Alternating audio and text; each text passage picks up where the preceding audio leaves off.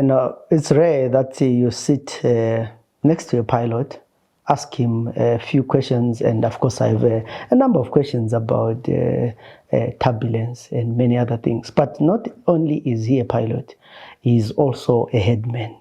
So, from pilot to headman, he also has his background in the Air Force. So I'm very much talking to someone who's unique and has seen it all, from being a villager to being a pilot and flying very important people. Welcome to Asake Online. My name is Zenzele Ndebele, and today in the program we'll be talking to Simon Thalon Moyo. Banjinji banonziva kwi Headman Godzi. Welcome to the program. Toka kwazo vanhu veZimbabwe. Imi siyamawa sinalangu lozagwa ni Simon Thalon Moyo. Nizagwa ku Brunabek. Brunabek iku Mangwe. Almost pedyo neBotswana. Ngati nakazalirwa kanyi, nikakulira kanyi up to primary level. Then nakati nitanga secondary education. That was kuma 70s. Ngwa yelusununguko yakabe yapo kwazo kuntaka enkwetu. Sikwele zinongabo mpandeni bodombodema zokazochigaligwa nentayengwa. So nakatanga ke papo ke nikavai papo nikaenda kuna batatenini bangu kabulawayo. Wanakaskanika wana kindawo yekwele kumzilikazi high school. Chanobona kuti nakaenda zvakanaka ngove mzilikazi high school chakachili chochoka kwele nakukwelubaka chakachi offer A level. Koka ke senu akaibva kule outside zone yakabulawayo nakatanga nilipa D stream. Koka ke nekuti vakabona kwazo kuti hai nonga na ulubi kwangu kwakalulama nakabuta from 1D nikaenda kuna 1C per second term. Then finally tinotanga form 2 nakanongina pa A stream. As I continued learning there to Mzilikazi, the guerrilla or the war for independence was also intensifying.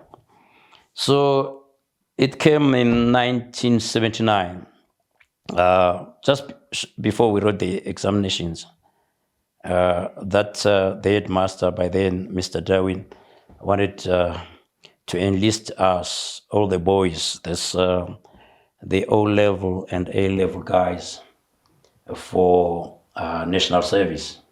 The Rhodesian National Service? Yes. Yeah, by 1979, we're still in Rhodesia. So, however, he made his announcement at Assemble.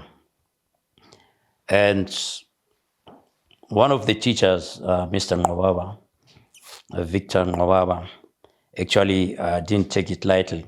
So he actually voiced his concern about the boys being taken to national service. And he pleaded with the headmaster not to disrupt our examinations because he had put in a lot of time, at least 4 years for the O-level guys and 6 years for the A-level guys. So then Mr. Darwin actually gave him the platform. That was good for us then, because then Mr. Mwababa said, no, these guys are free to write the examinations without being interrupted by these national service forms. What they will do is that each guy, upon completing his set of examinations, will then fill in the forms. So that was a blessing in disguise for all of us. So as for me, once I completed my examinations, I slid away from Bulawayo and headed for Brunapek, which was the nearest place to go to Botswana.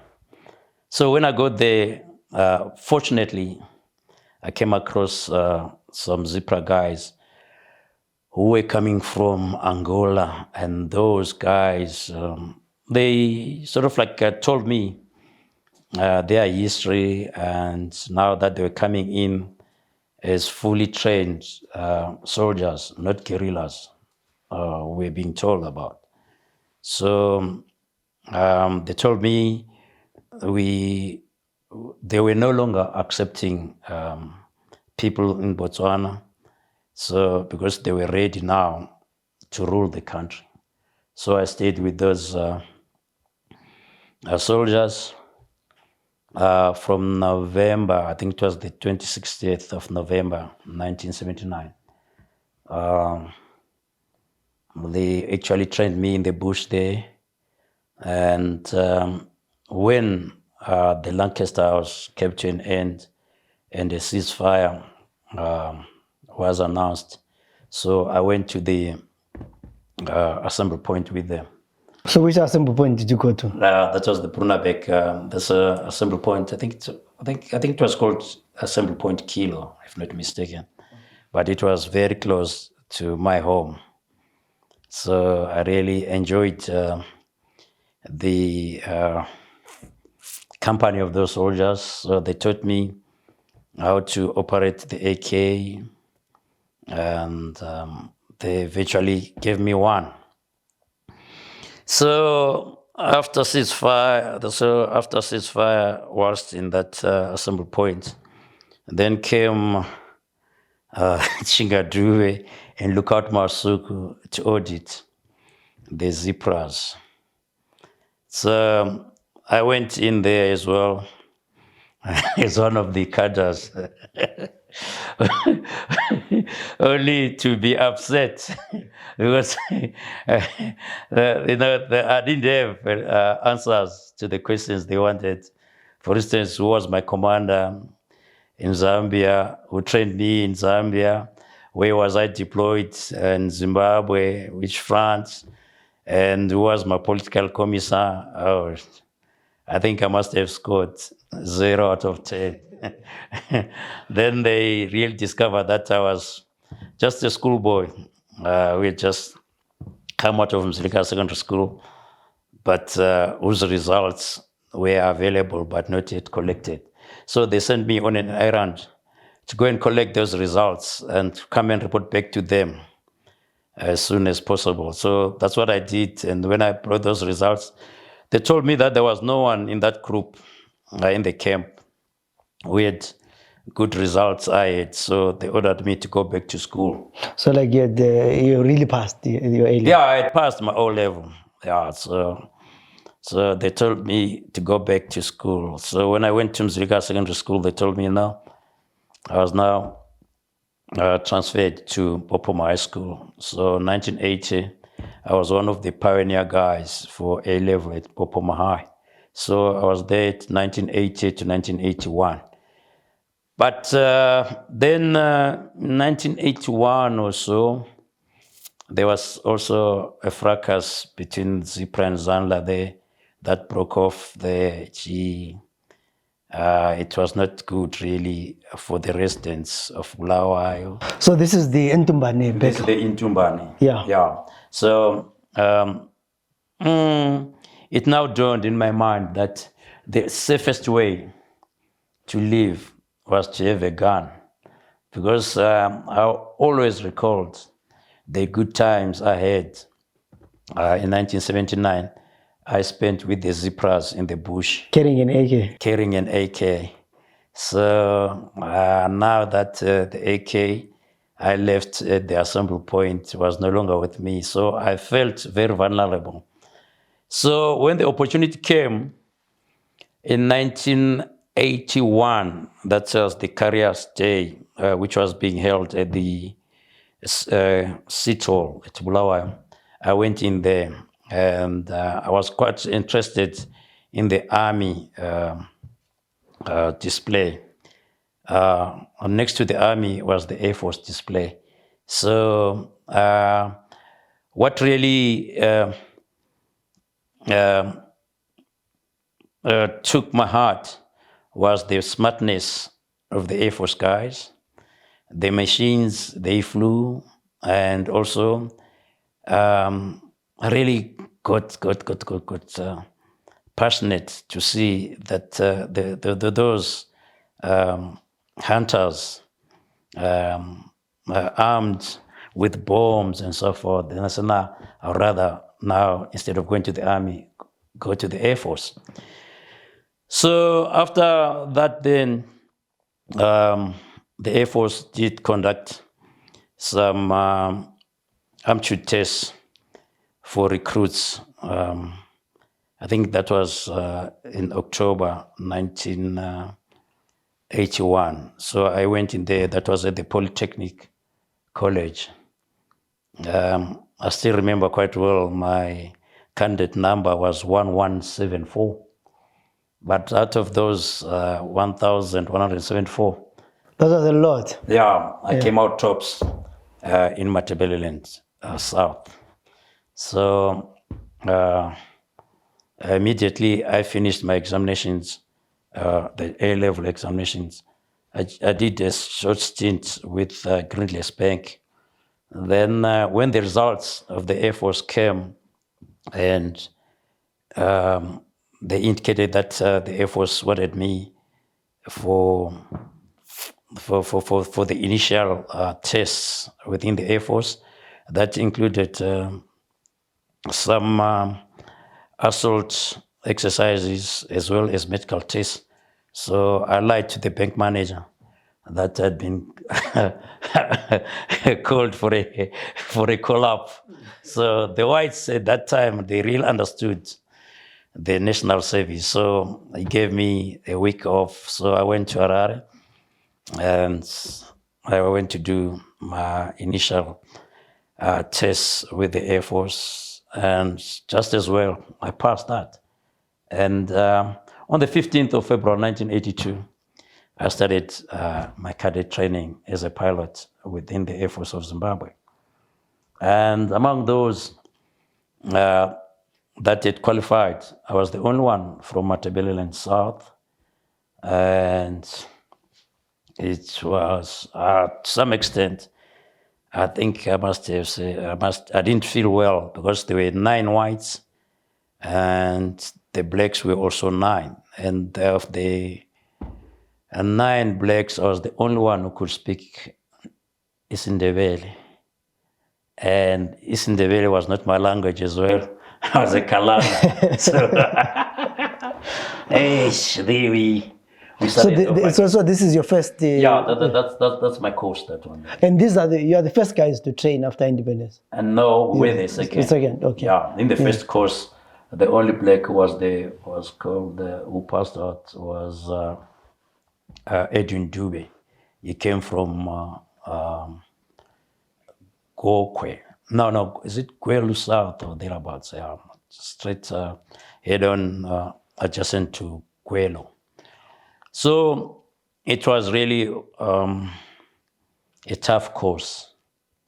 It was a tough course, really.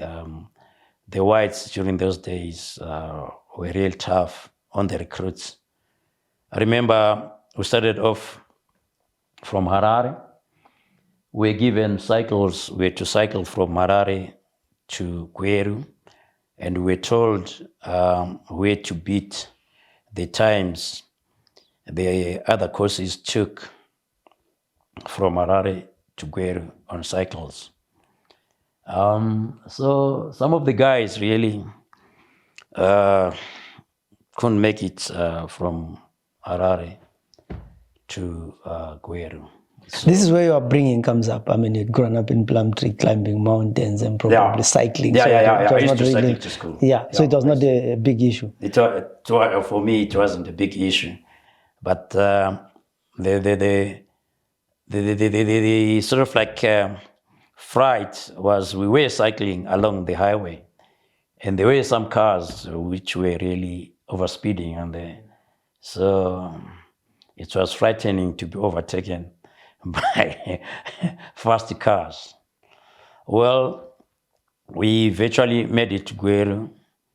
And when we got there, we were welcomed by excited junior officers who actually took turns to rave us. And for the first time, I thought it would have been better if I'd maybe gone to university.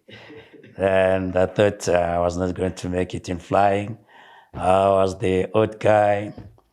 The whites, it appeared they knew each other because they could take each other on the side and talk to each other. So, but during that time, there were no black pilots. The only black pilot was Headman Godzi, but he was nowhere near us. Yeah, so that's when our training started there at Gweru. Basically, we did about 9 months of ground training. And during that time, basically, we had some instructors, that's ground instructors, that trained us on weaponry and drill.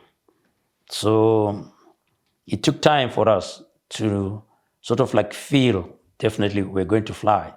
So anxiety and depression was always hovering on us.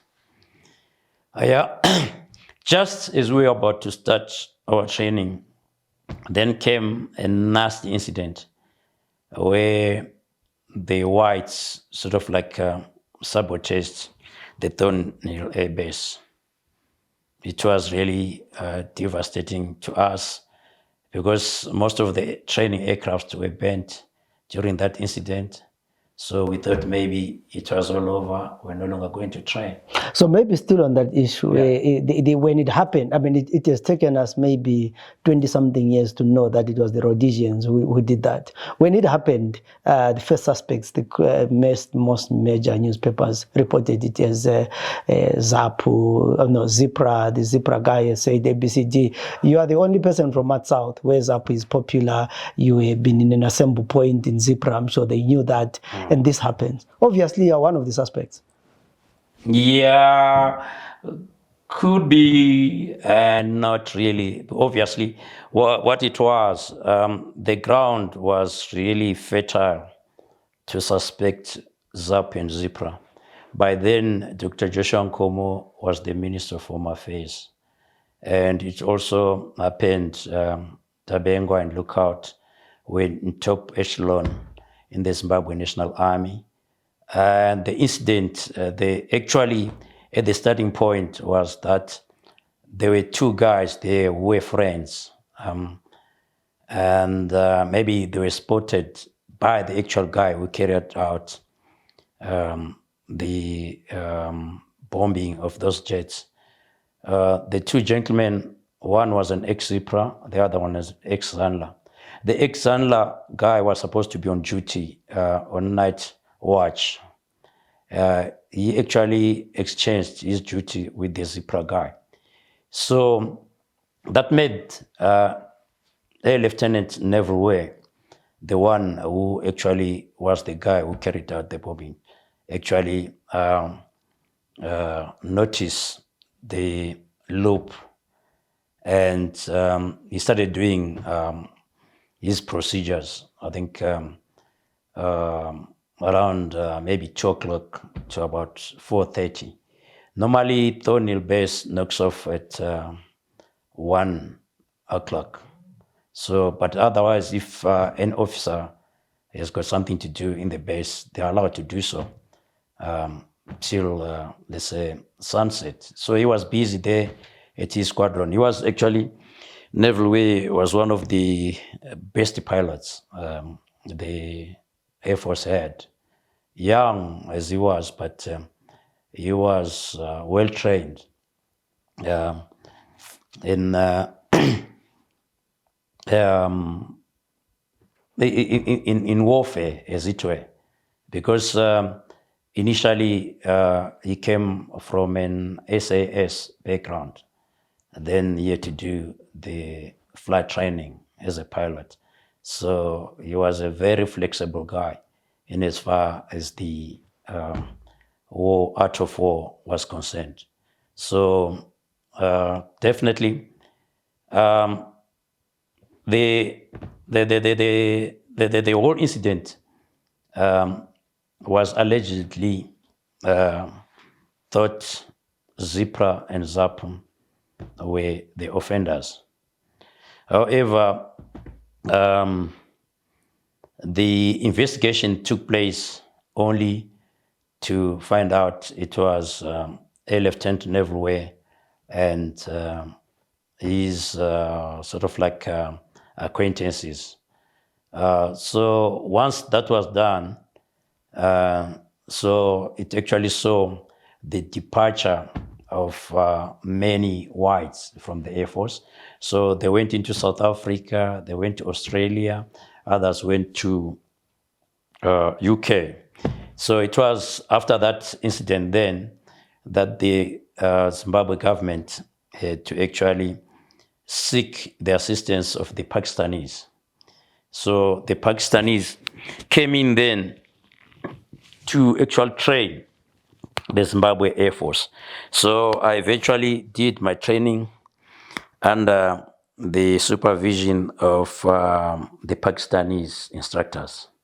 So that's how I completed my basic flying training on the basic flight trainer, the Janet, which is known as the Sierra Machete 260. After that, then... So this is more like an Air Force plane? Yeah, it's an Air Force basic trainer. They still have it now. It is actually done the Air Force well in training because it's quite a vibrant aircraft. They're a two-seater, side by side. It can actually even throw weapons. So for basic weaponry, they use the SF-260 as well. So thereafter, I was deployed to 3 Squadron. That's as a transport pilot. From there, that's when I flew the CASA 212, a twin-engine aircraft. Basically, it carries about 26 troops.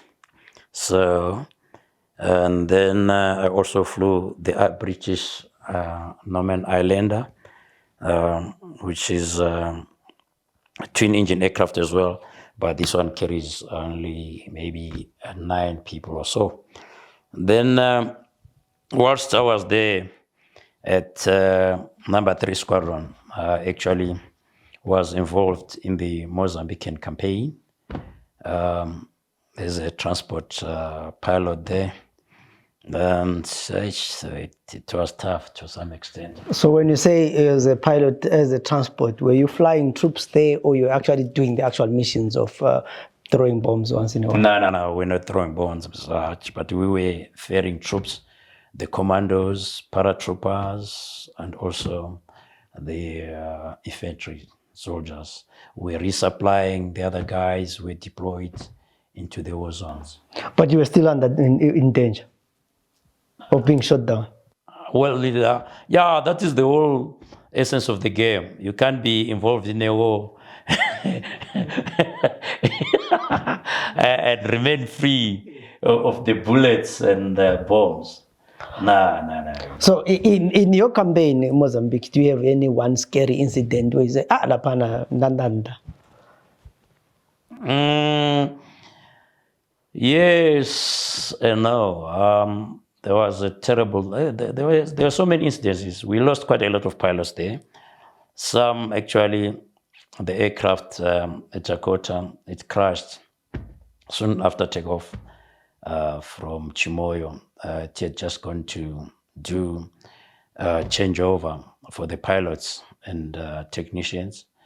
And then the other one, actually, we were flying close to each other.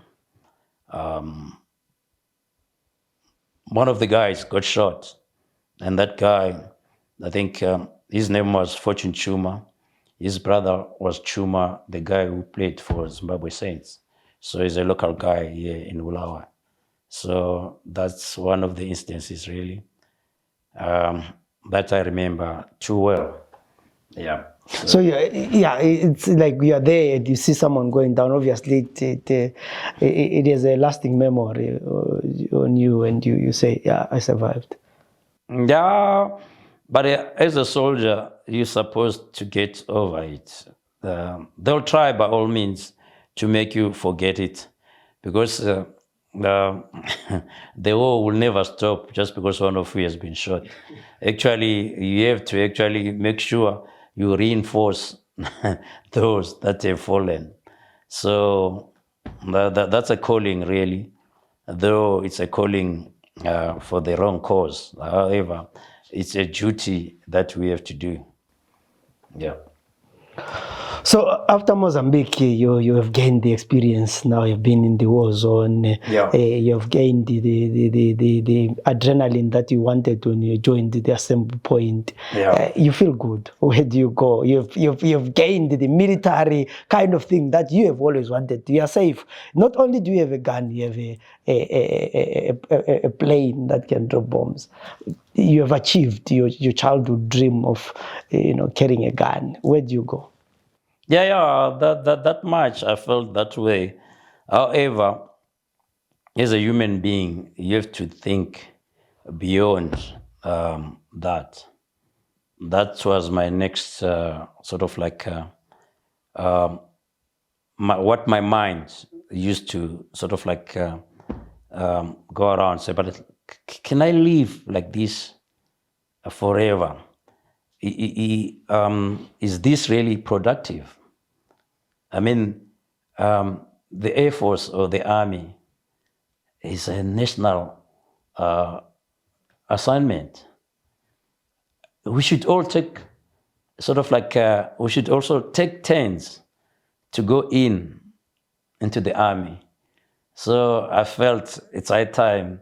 I moved on. I created a vacancy for other youngsters.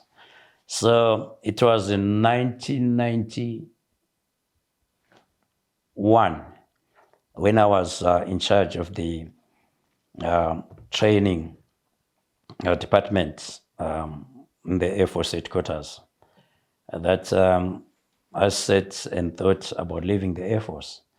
So I trained myself basically on the CASA and invited some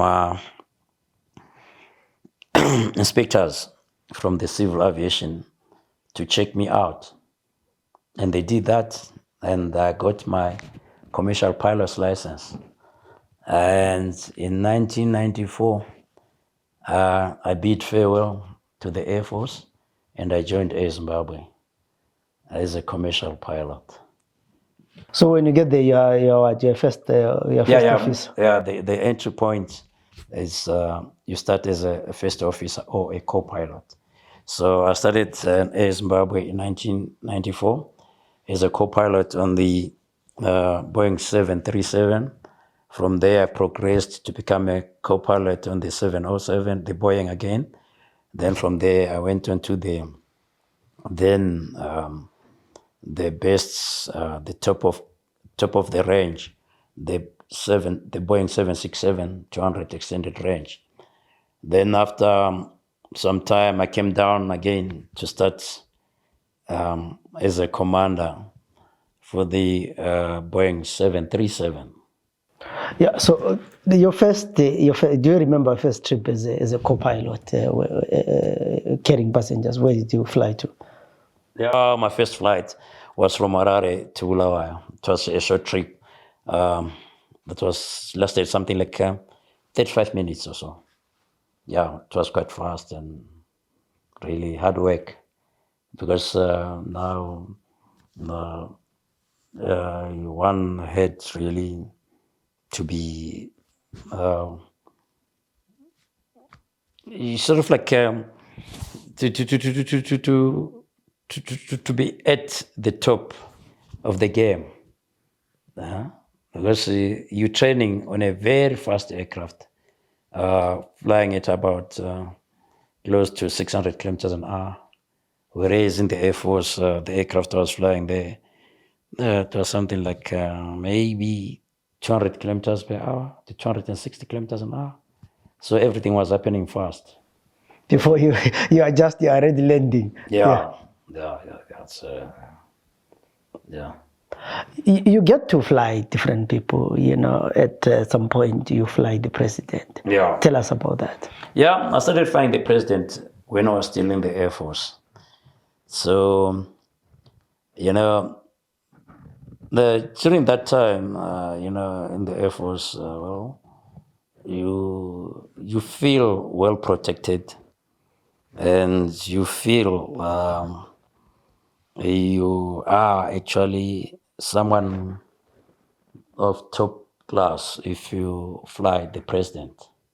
So I really felt proud to fly the president when I was in the Air Force. Not only did I fly on president, I also flew Mr. Semnyoma when he was still a refugee. I flew him to Botswana. There was an incident that happened there, so I had to fly him during the night up to Francistown for him to go and meet the officials there about what had happened to his men. I also flew Nelson Mandela. I flew him to Kwekwe and back to Waterkloof. I think he was given the freedom of Kwekwe by our former president, Comrade Mugabe. Then I also had the opportunity to fly the Duke of Edinburgh in 1991. I flew him to Chimanimani, Beaconsfield. Then from there, I flew him to Kariba. I think he was going on a pleasure meeting. He was quite an open guy. He knew exactly how the Zimbabwean people were like, because on his way there, he spoke about going to look for Vuka Vuka. And certainly when we got there, he disappeared to the forest. I don't know if he found the Vuka Vuka. Yeah, I've flown quite a lot of notable people. Yeah, I even flew at one stage. So that was those were the days when I was in the Air Force. But also when I got to AirZimbabwe, I had the opportunity to fly again the president of Zimbabwe. I flew him to many places, really. And I also flew our current president as well. So I'm still within the AirZimbabwe, as it were, because according to the books, I think I'll stop flying by November when I turn 65. So it's not, you're like more like you're on your, this is your last year. Yeah, it could be my last year that I could sort of like go for farming as well as my headmanship. But I still do both right now. So in your aviation of flying passengers and all that, I mean, one person who has always had the fear of flying, and each time I'm flying, I look at the weather and all those kind of things, and each time I see the seatbelt, the turbulence, I feel like I'm in the sea up. As a pilot, have you had any turbulence that got you scared? Yes. The turbulence that would scare me is called clear air turbulence. But then that turbulence definitely is not sort of like available on the radar screen, on the weather radar screen. So it sort of like hits you suddenly. The aircraft just pops up, comes down, whatever. So that's the worst turbulence you can ever experience. There is also turbulence which is caused by thunderstorms. So we are not allowed to fly through thunderstorms, through clouds that actually have thunderstorms and lightning within them. So those are easier to detect. The weather radar will show you orange and red.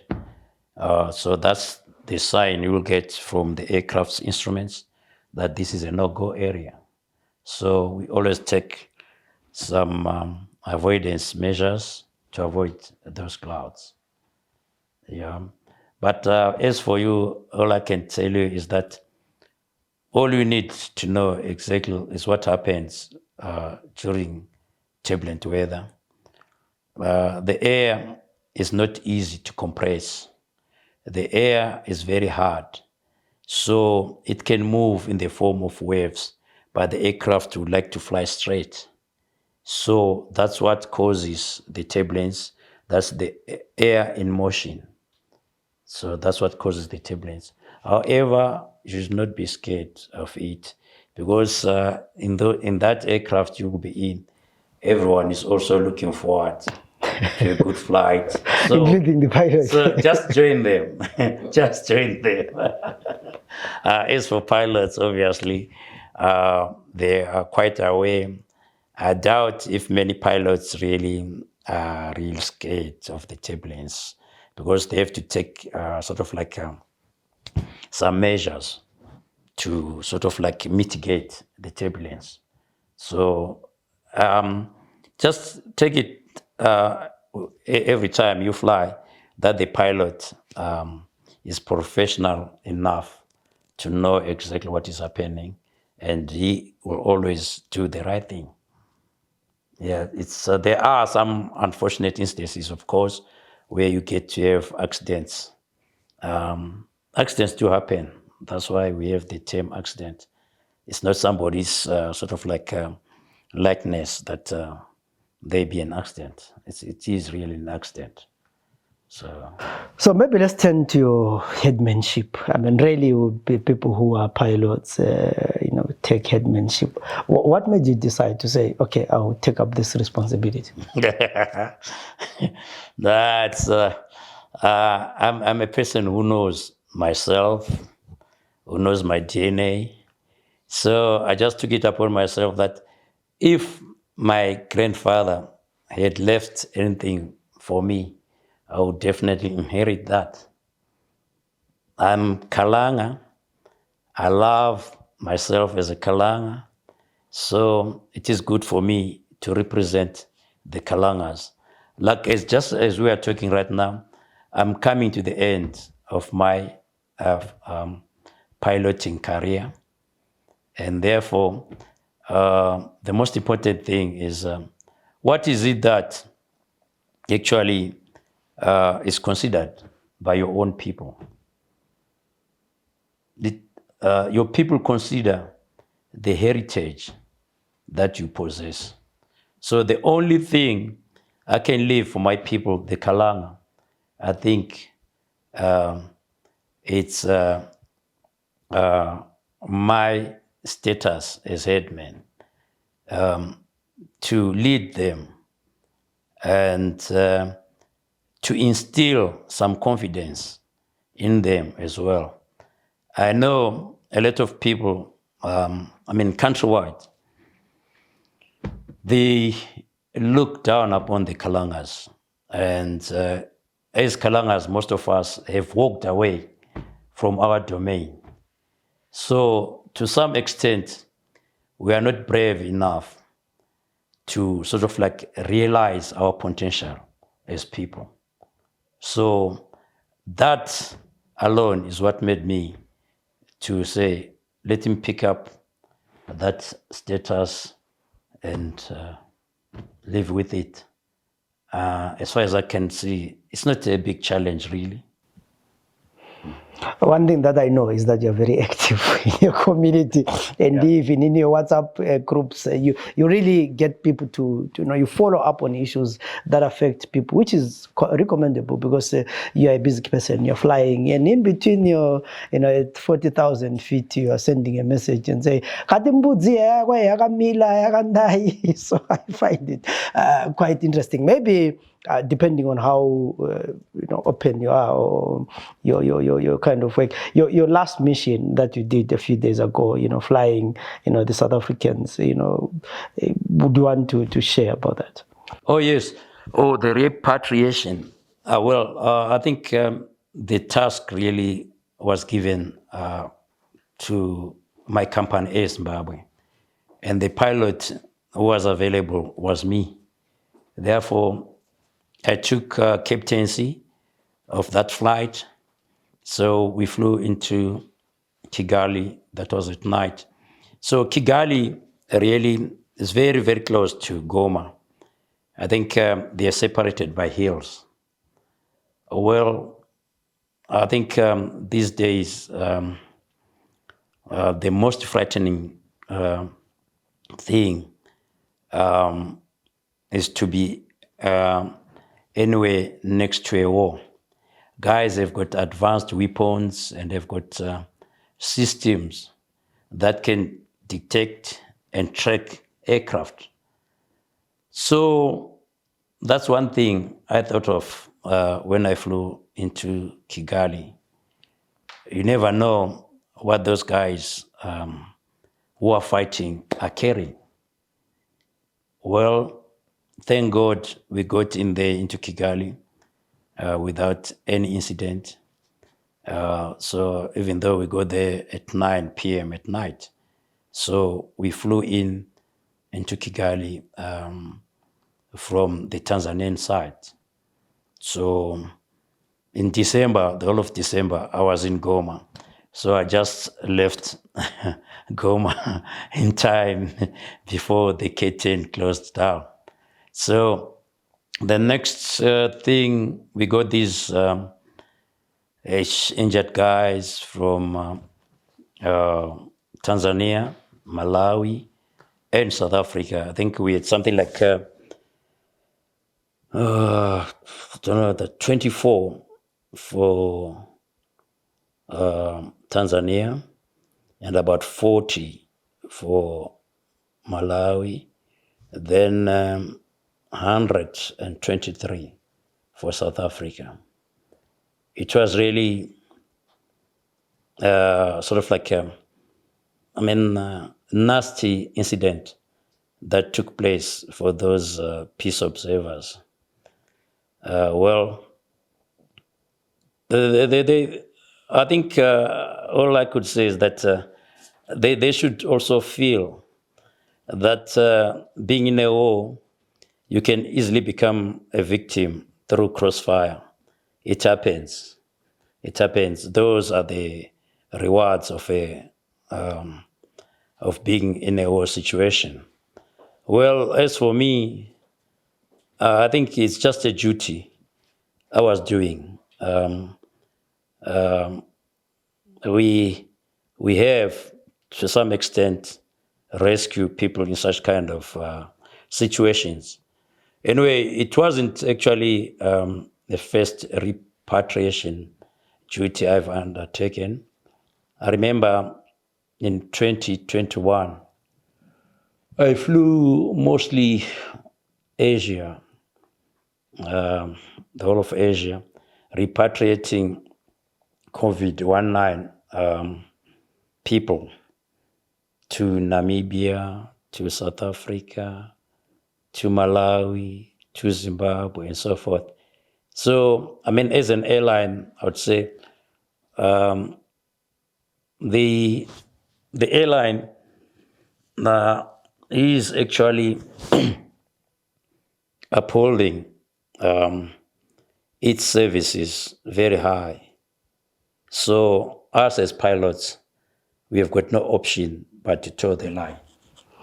Yeah, so I mean, for you probably it was also fitting because you've been in the Air Force, Yeah. so you've worked in a war zone in flying or transporting soldiers to Mozambique. So it was you've been there, done that, in a place where it was really fighting. But now, and I've seen a lot of photos, people taking photos as AirZimbabwe was going down Waterkloof, and people is excited on board as you were announcing that the plane is going down and finally arriving in South Africa, in Malawi. What was the atmosphere like? Did you hear the guys cheering or, when you landed? Yeah, they actually came to me after landing. They thanked me, in such a way that I really felt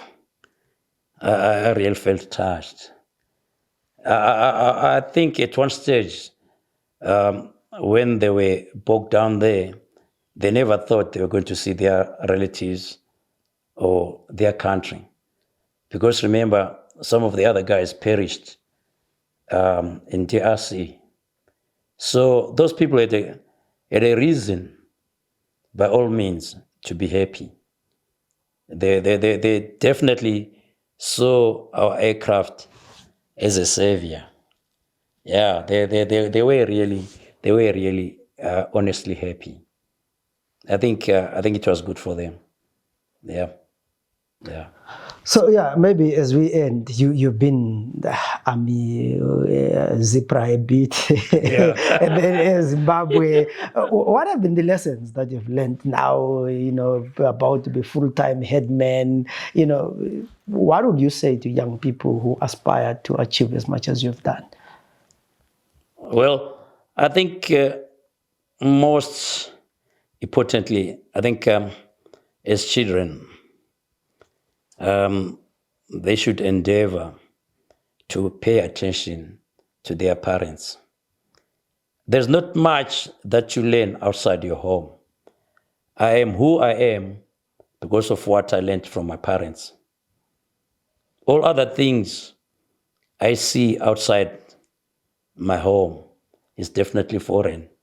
And sometimes most of those things, I could call it entertainment. Take, for example, if you go to Baba Field's Highlanders playing there, it will never be more than 2 hours. So that's purely entertainment. And you leave everything that you saw in Baba Fields, at Baba Fields. And when you go home, you're with your mother and with your father. Surely, I feel bad when I see children, especially in Bulawayo, going to these so-called vuju parties. Our children are dying without knowledge. And the knowledge to conduct yourself in life comes from your parents. Teachers will teach you X squared minus B squared. That's all. They will never teach you how to behave. I wasn't a good someone in behavior at school. I was one of the worst students. But my mother was always on my throat. And my father could stand there and watch and say, Unlobe, atowa. So I'm very, very, very grateful to my parents, the way they brought me up. They are ones who taught me the treasures of life. So I wish all children could listen to their parents. Thank you very much for this interesting program. We are not only talking to a pilot, but we're also talking to a village headman. We're talking to a soldier, an aspiring Zipra, freedom fighter who just received a bit of push training. But I think that training, thanks to Chinga and Masugu, who had the vision, they molded you to. Otherwise, you were going to maybe. I could say again, thanks to Chinga, because really, I think Chinga remained one of my best mentors. He actually left me his book.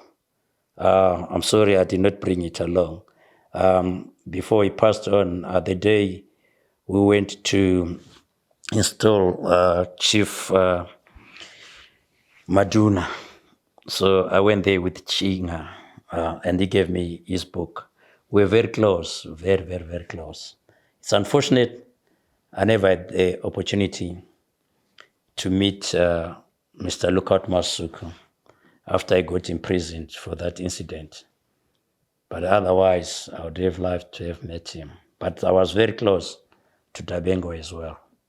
And all the old men, like the likes of Joshua Nkomo, S.K. Moyo, or even Sikramai,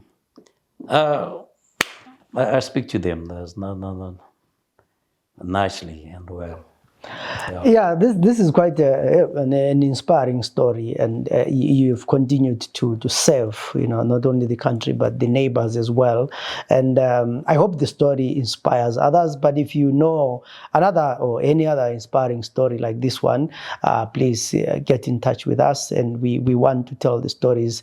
Toboka nkalanga unohinga shingapa unotama zvinhu zvakasiyana siyana, but bakalanga vanhu vakathalukana vanhu vana order mawona. All right, ndosiya politics ngoba iwe ukati shit. Anyway, my name is Zenzele Ndebele. This was Sake Online, where we were talking to Captain Simon Moyo, but we can also say we're talking to Headman Godzi. It depends where you want. Plumto to the Headman ukwabo Captain tokubona tangira mtawana.